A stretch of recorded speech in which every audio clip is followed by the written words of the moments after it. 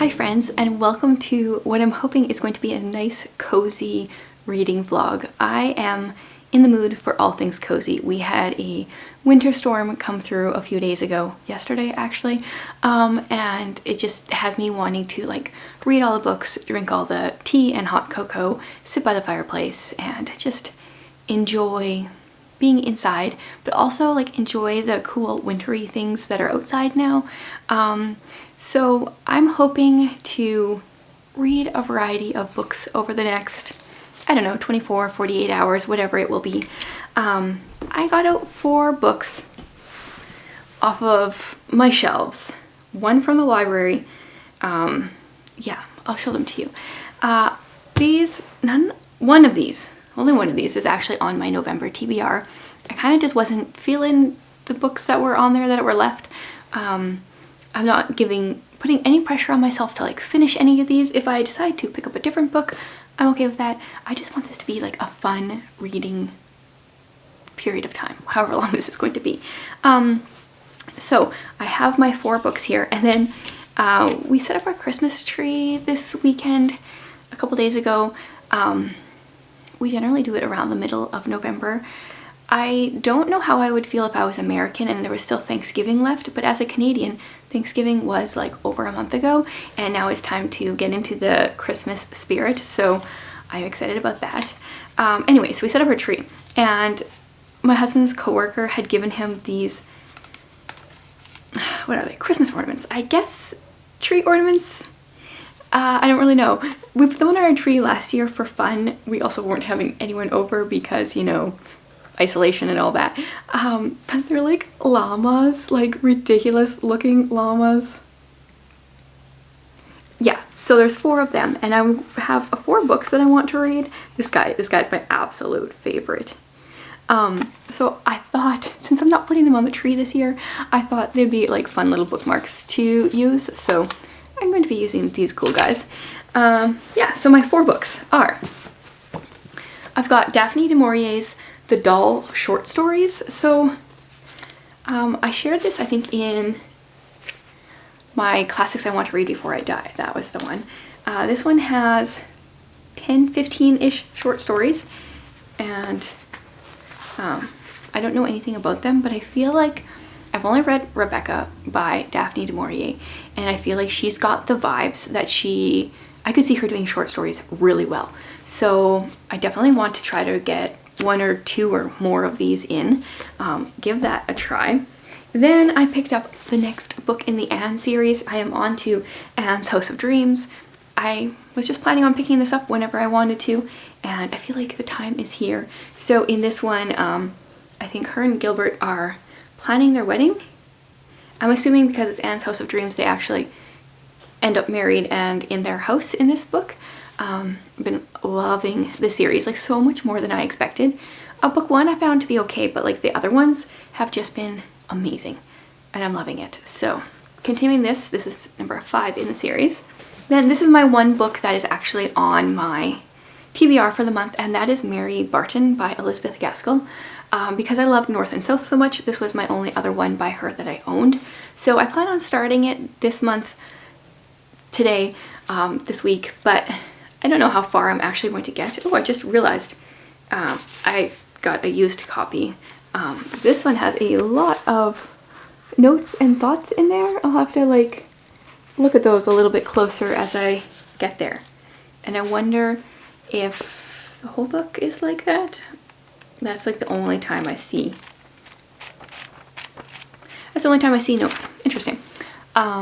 Yeah, so I don't really know anything about this other than the plot turns on Mary's romantic choice between Henry Carson, the son of a rich industrialist, and her working class lover, Jem Wilson, and the rivalries between them. North and South was supposed to be like a romance too, And this is like 1800s. I feel like the idea of a romance story in that time period was a lot different than what is now. I don't care for the current idea of a romance, but I think I can get behind the whole 1800s idea of a romance. And then my last book is When Death Draws Near by Carrie Stewart Parks. This is book 3 in her series, her Gwen Marcy series. I picked this one for the booktube spin. I cannot say that. Why? I don't know why I stumble over that. Yeah, so this is a suspense story following a forensic artist, and I haven't really liked our main character Gwen Marcy through the series, but I have really enjoyed the suspense slash mystery side of things, so I want to continue with this series. And I have a feeling like this one is going to be a lot easier to read.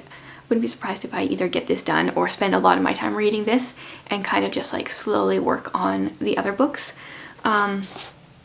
But yeah, that's kind of my plans here. I'm going to be reading probably from those 4, unless, why do books always fall? Unless a different book really catches my eye or I'm in the mood for something else or something. So I'm going to make myself a nice cup of hot tea, and then I am going to start reading, I don't know, one of the first 3. I think it's like start with more of one of the classic ones and then go from there.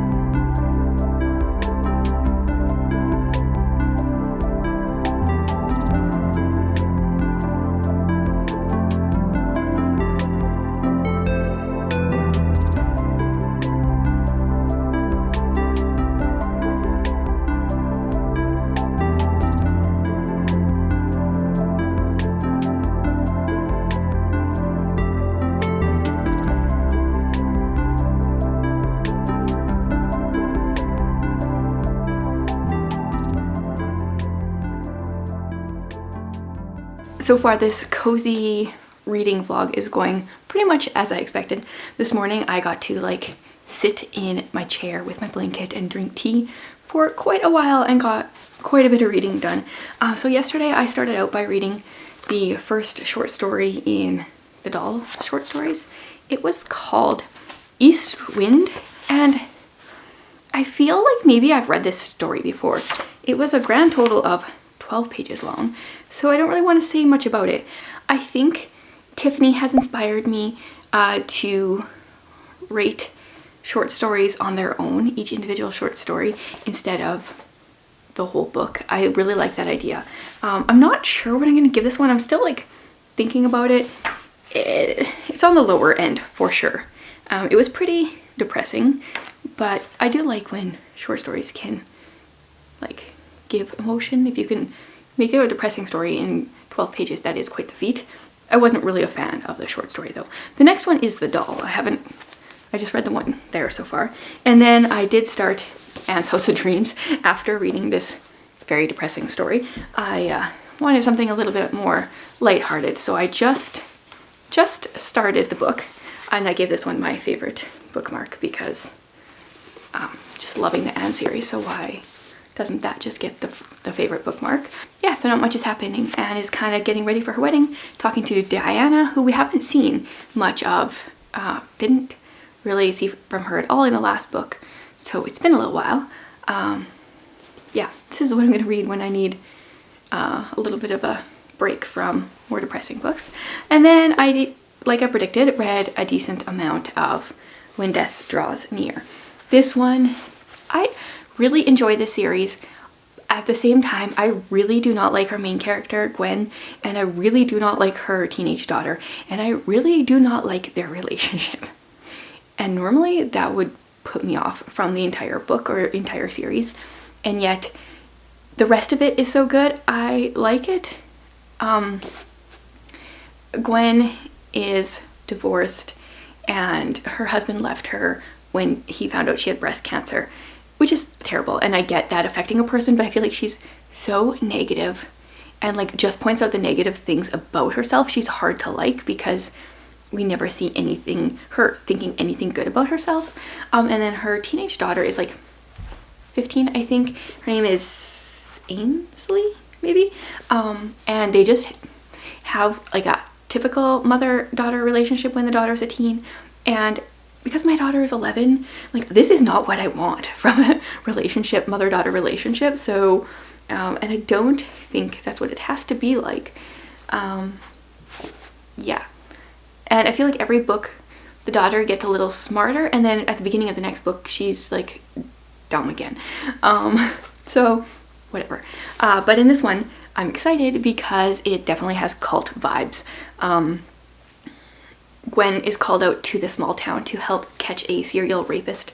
At the same time, she kind of comes across this church. It's called the Church of Christ and the Signs or something like that. And they're like serpent worshipping. I don't know if that's the right word. A serpent.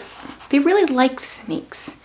And they speak in tongues, and they are like handling snakes all the time. They're like a snake handling church. They pass along poisonous snakes and lots of people die. And sometimes people, they make their kids drink poison. So it's very, very much a cult. And I really like cult vibes in books, especially suspense mystery books. So I'm all for that. And it's just funny to me that I'm really enjoying the story and really hating the main characters. I will be glad to be done this series because I'm glad to get over these characters, but I think the story is really good.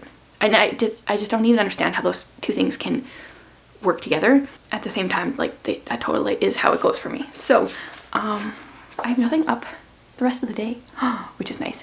And so I will probably mostly finish this and then work on the other books. I haven't started Mary Barton yet, and I think I'm definitely going to because I really want to try to start another Elizabeth Gaskell. So that's a little bit of a peek into what I've been reading. And now I'm gonna go have some sugar cookies and make some hot cocoa because that sounds like a wonderful, comfortable, cozy thing to be doing right now.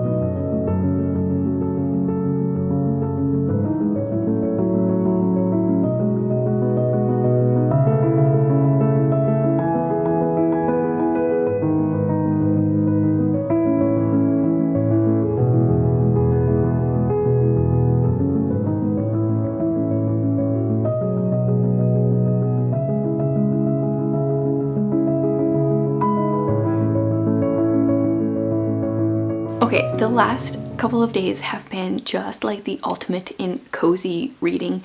I don't think I've read that much in a short amount of time since like, I don't know, probably like 10 years at least. So last night I finished When Death Draws Near. I was totally sucked into this mystery. The whole snake handling church thing was so interesting to me. I've never read anything like that before. And then I decided, well, you know, there's only one more book in the series. So I started Portrait of Vengeance, book 4 in the series yesterday. And normally I get really tired when I read before bed, but I read like the first 80 pages, like nobody's business, real fast. And then I finished up the book today. Yeah. So in the fourth book, we really get a glimpse into some of the mystery behind Gwen's life.